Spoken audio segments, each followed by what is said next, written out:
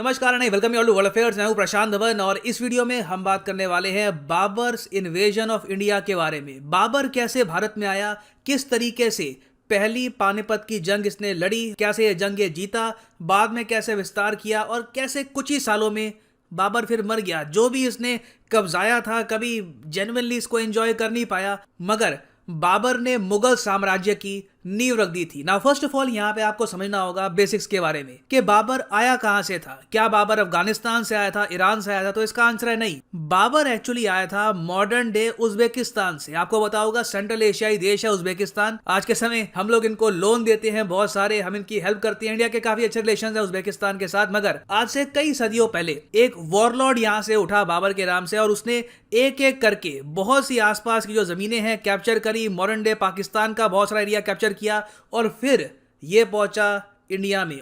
और भारत में ही बाबर की जिंदगी की सबसे बड़ी जो जंगें हैं वो लड़ी जानी थी। मगर पहले आपको जानना होगा कि बाबर उज्बेकिस्तान से भारत पहुंचा कैसे और उज्बेकिस्तान में भी बाबर का क्या स्टेटस था। देखिए, बाबर का जो पूरा नाम था वो था जहीर अल दीन मोहम्मद और इसका जन्म हुआ था फरगना में। फरगना आप कह लीजिए एक रीजन है मॉडर्न डे उज्बेकिस्तान का।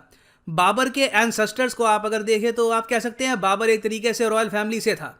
जो बाबर की मदर थी निगार खानूम, ये एक्चुअली सक्सेसर थी चंगेज खां की। बताया जाता है कि इनके जो परदादा थे, परदादी थी, वो कहीं ना कहीं से रिलेटेड थी चंगेज खां से। और जो बाबर के पिता थे उमर शेख मिर्जा द सेकंड, ये कहीं ना कहीं से वंशज थे तैमूर के। तो यहाँ पर आप पूछेंगे अच्छा तो बाबर क्या एक मंगोल था या फिर आप कह सकते हैं कि ये बस एक सेंट्रल एशियन आदमी था? तो देखिए, हिस्ट्री बुक्स में लिखा होता है कि बाबर एक तुर्क था।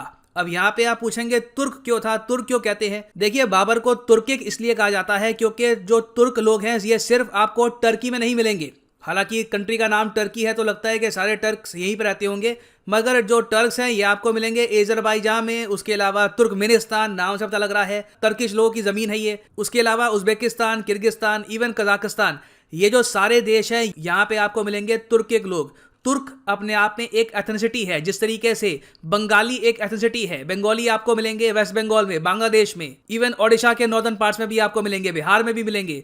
उसी तरीके से तुर्क आपको मिलेंगे टर्की से लेकर उज्बेकिस्तान तक। और आप लोग जान के हैरान होंगे, मगर बाबर आज के समय एक नेशनल हीरो है उज्बेकिस्तान, किर्गिस्तान में। यहाँ पर बाबर के बहुत सारे आपको पुतले मिलेंगे। लोग प्राउड फील करते हैं बाबर को लेकर के ये वो आदमी था जो उज्बेकिस्तान से उठा और बाद में पूरा इंडिया का एक बहुत ही बड़ा एरिया इसने कैप्चर कर लिया और मुगल साम्राज्य की नींव रखी, जिसने कई सदियों तक बाद में हिंदुस्तान पर राज किया था। और इसलिए रिसेंटली ये भी देखा गया कि पाकिस्तान के प्राइम मिनिस्टर ने यह भी डिक्लेयर किया है कि उज्बेकिस्तान और पाकिस्तान मिलकर बाबर की जिंदगी पर एक मूवी बनाएंगे। अब वो फिल्म कैसी होगी मुझे पता नहीं, मगर पाकिस्तान में भी लोग बहुत ज़्यादा स्ट्रांगली फील करते हैं बाबर के बारे में। सो अब तक आप ये समझ गए कि बाबर पैदा हुआ था उज्बेकिस्तान में, मगर अचानक से ही इंडिया में क्यों आ गया? इंडिया में इतना बड़ा इसने एक्सपेंशन क्यों किया? देखिए, पहली बात तो आपको यहाँ पर यह जानना होगा कि जब बाबर ने अटैक करना स्टार्ट किया था इंडिया के आसपास, मॉडर्न डे इंडिया के आसपास, तब उस वक्त ईयर था 1524 से लेकर 1525 के आसपास। और उस वक्त नॉर्थ इंडिया में राज कर रही थी Lodhi dynasty. Lodhi dynasty basically अफगानी थे। ये अब यहाँ पे आप देख पाएंगे, ये इनका मैप है, ये यहाँ पर थी लोधी डायनेस्टी। लोधी डायनेस्टी शुरू हुई थी 1451 में और ये चली 1526 में। लोधी डायनेस्टी को ऑफकोर्स खत्म किया था बाबर ने इन्वेजन करके। अच्छा, अब दिल्ली में इन लोगों का राज है और इन लोगों की प्राइमरली शुरुआत हुई थी अफगानिस्तान से। और लोधी डायनेस्टी का उस वक्त एम्परर था इब्राहिम लोधी। ये दिल्ली में राज कर रहा था। दिल्ली से ये पूरे नॉर्थ इंडिया का एक बहुत बड़ा एरिया कंट्रोल कर रहा था। मगर बहुत ही जल्द इब्राहिम लोधी की जंग होने वाली थी बाबर के साथ। अब यहाँ पे आप पूछेंगे तो बाबर बस अचानक से रैंडमली आ गया, उसने कहा कि ठीक है इब्राहिम लोधी से मैं लड़ूंगा? तो इसका आंसर है नहीं। इसके पीछे की स्टोरी बहुत ही इंटरेस्टिंग है। देखो, हो क्या रहा था उस टाइम के लोधी डायनेस्टी में काफ़ी बंटवारा था, काफ़ी इंटरनल डिस्टर्बेंसेस थी, भाई भाई के अगेंस्ट खड़ा था, पावर को लेकर बहुत ज़्यादा ग्रीड थी। और इस सब के बीच में क्या होता है, मैं ऑफकोर्स ये बात थोड़ी सी फास्ट फॉरवर्ड करके आपको बता रहा हूँ। इस बीच क्या होता है कि दौलत खान लोधी, जो अंकल था इब्राहिम लोधी का, इसने चिट्ठी लिखकर बाबर को इनवाइट किया। उसने यहाँ पर कहा कि देखो, तुम ऑलरेडी पंजाब के, नॉर्दर्न पंजाब का जो कुछ एरिया है उसको वैसे ही कब्जा चुके हो, आओ हमारे साथ खड़े हो, दौलत खान लोदी तुम्हारी मदद करेगा। बाबर और दौलत खान लोदी मिलकर इब्राहिम खान लोदी को हरा देंगे और लोदी डायनेस्टी को ऑल टुगेदर हम चेंज कर देंगे। बाबर को बहुत सारी यहाँ पर लूट मिलेगी और दौलत खान लोदी इब्राहिम लोदी को रिप्लेस कर देगा दिल्ली में। ये थी यहाँ पर स्टोरी, सिर्फ एक पावर स्ट्रगल थी। और आप अगर दौलत खान लोदी के पर्सपेक्टिव से देखें तो ये प्लान ऑलमोस्ट काम कर ही गया था। मगर यहाँ पे हुआ क्या कि बाबर जब उज्बेकिस्तान से नीचे आया और उसने मॉडर्न डे पाकिस्तान का जो बहुत सारा एरिया है ये कब्जाने में हेल्प करी दौलत खान लोदी की, उसके बाद क्या हुआ कि दौलत खान लोदी के आसपास के जो लोग थे उनमें भी पावर स्ट्रगल स्टार्ट हो गया। बेसिकली यूनिटी बहुत ज़्यादा कम थी इन लोगों में, कॉन्स्टेंटली पावर को लेकर एक दूसरे को बैकस्टैब कर रहे थे। और कुछ ही महीनों में देखा गया कि दौलत खान लोदी के आसपास के जो लोग थे और दौलत खान लोदी ने एक दूसरे को ऑलमोस्ट डिस्ट्रॉय ही कर दिया। और उसके बाद बाबर ने सडनली ये देखा कि जिस आदमी ने मुझे इनवाइट किया था वो खुद बिल्कुल डिस्ट्रॉय हो चुका है, वो खुद बर्बाद हो चुका है।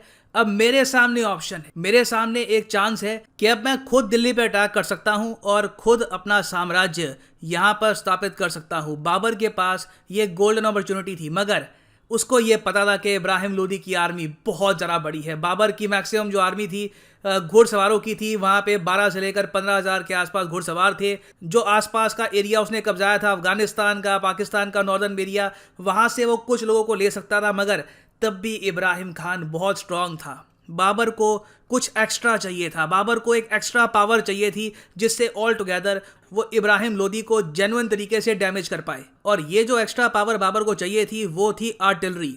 देखो, हिंदुस्तान की धरती पर इससे पहले बहुत सी जंगें हुई थी, बहुत बार लड़ाइयाँ हुई, बड़ी वॉर्स हुई। पृथ्वीराज चौहान की कई जंगें हुई, मोहम्मद गौरी के साथ इब्राहिम लोदी ने कई जंगें लड़ी। मगर किसी भी जंग में इससे पहले तोपों का इस्तेमाल नहीं हुआ था, आर्टिलरी का इस्तेमाल नहीं हुआ था। बहुत ही बड़े स्केल पर आर्टिलरी आप कह लीजिए काफ़ी हद तक लिमिटेड थी। अब इस बीच क्या होता है, ओटोमन एम्पायर का गन मास्टर उस्ताद अली कुली ये मिलता है बाबर को और बाबर इस आदमी को ये कहता है कि अपनी तोपें मुझे दे दो, तुम अपनी सहायता दो मुझे इस जंग में, पानीपत की जंग में, और अगर दिल्ली हमने कब्जा ली तो मैं बहुत सारी लूट तुम्हारे साथ शेयर करूंगा। अब यहाँ पे आप कहेंगे वेट, ऑटोमन एम्पायर उस वक्त था? तो हाँ, इसका आंसर है बिल्कुल, ऑटोमन एम्पायर उस वक्त बन चुका था, काफ़ी ये फैल भी चुका था ऑटोमन एम्पायर उस टाइम।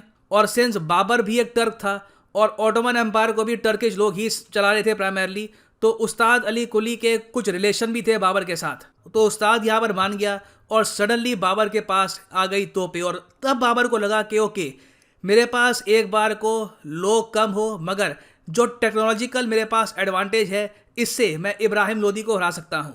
तो अब हम आ चुके हैं 1526 में। 1526 हिस्टोरिक साल भारत की हिस्ट्री में। पानीपत की पहली जंग इसी साल हुई थी। बाबर उज्बेकिस्तान से ऑल द वे अपनी एक ह्यूज आर्मी, करीब बताया जाता है, कई एस्टिमेट्स है 12,000 से लेकर 25,000 सोल्जर्स की अपनी आर्मी लेकर पानीपत में पहुंच जाता है। इब्राहिम लोदी भी इसके सामने खड़ा है और दोनों इस धरती पर डिसाइड करने वाले थे कि हिंदुस्तान पे राज, एटलीस्ट नॉर्थ इंडिया पे राज कौन करेगा। नाउ अब देखते हैं पानीपत की पहली जंग में क्या होता है। यहाँ पे आप देखेंगे ये है बाबर की सेना ऊपर और नीचे यहाँ पे है इब्राहिम लोदी की सेना। और नोटिस करेंगे यहाँ पे आप कि बाबर ने कार्ड्स बिछा रखी हैं और कार्ड्स के ऊपर या तो तीरंदाज थे बाबर के या फिर बाबर की जो आर्टिलरी के लोग थे ये यहाँ पर चढ़े हुए थे। और ये बहुत ही इंपॉर्टेंट था बाबर के लिए इस सेटअप में लड़ना, क्योंकि इब्राहिम लोदी के पास थे हाथी, बहुत सारे हाथी, और ये हाथी बाबर की सेना को कुचल देते अगर बाबर के पास तोपें ना होती। ना हुआ यहाँ पर क्या, इब्राहिम लोदी को सिंपल यहाँ पे लगा कि बाबर के पास मुझसे बहुत ज़्यादा कम सैनिक है, सीधा कुचल दो इसकी आर्मी को। इब्राहिम लोदी ने सीधा यहाँ पे अटैक का ऑर्डर दिया और लोदी की आर्मी आगे बढ़ी। सबसे आगे यहाँ पर थे हाथी, मगर हाथियों पर बाबर की जो यहाँ पर कैनन्स हैं, जो तोपें हैं, उसने अटैक करना स्टार्ट कर दिया और इससे लोदी की जो आर्मी है इसको कुछ नुकसान हुआ। हाथियों का आप इमेजिन कर सकते हैं बहुत ही तेज़ स्पीड से जब कैनन के गोले हिट करेंगे तो काफ़ी हाथी वहीं पे बैठ जाएंगे, वो आगे अटैक नहीं कर पाएंगे। लोदी ने फिर भी कोशिश करी, अपनी जो कैवलरी है, जो घुड़सवार है, उनको आगे भेजा, मगर जो लोदी के घुड़सवार थे उनको बाबर के घुड़सवारों ने पीछे धकेल दिया।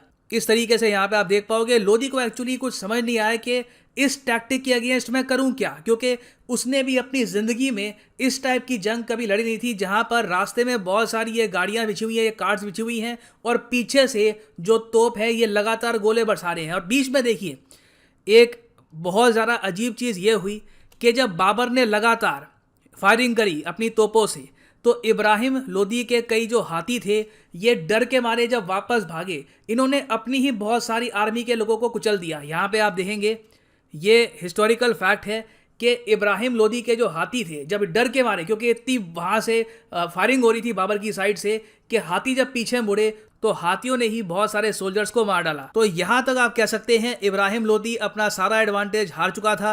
इसकी आर्मी कंप्लीटली आप कह लीजिए सरप्राइज थी कि ये हो क्या रहा है। इन्होंने कभी भी इस टाइप की वॉर नहीं लड़ी थी।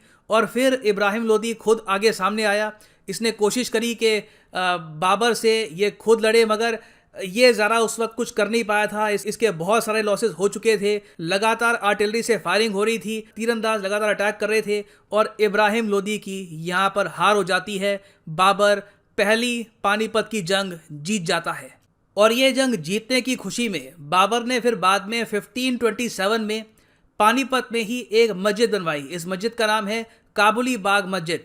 It is to mark the victory of Babur over Ibrahim Lodi. Now Panipat की पहली जंग जीतकर बाबर ने काफ़ी हद तक ये तो इंश्योर कर लिया कि नॉर्थ इंडिया में इसका कब्जा हो जाएगा, मगर इसके सामने एक और चैलेंज अभी बचा था, एक और बहुत ही ज़रा बड़ा चैलेंज, द राजपूत एम्पायर, जिसको लीड कर रहे थे राणा सांगा। राणा सांगा एक राजपूत रूलर थे of the Sisodia dynasty from Mewar. और अब समीकरण ऐसे हो गए थे कि जो अफगानी थे वो राणा सांगा के साथ खड़े हो गए। उन्होंने कहा कि बाबर को हराना पड़ेगा, बाबर ने लोधी डायनेस्टी को ख़त्म कर दिया है, बाबर को हम लोग अटैक करेंगे राणा सांगा के साथ मिलकर। तो कई अफगानियों ने राणा सांगा की हेल्प करी और उसके बाद देखा गया कि एक और बहुत ही बड़ी जंग हुई, battle of Khandwa. Now battle of Khandwa के बारे में मैं क्या कहूँ।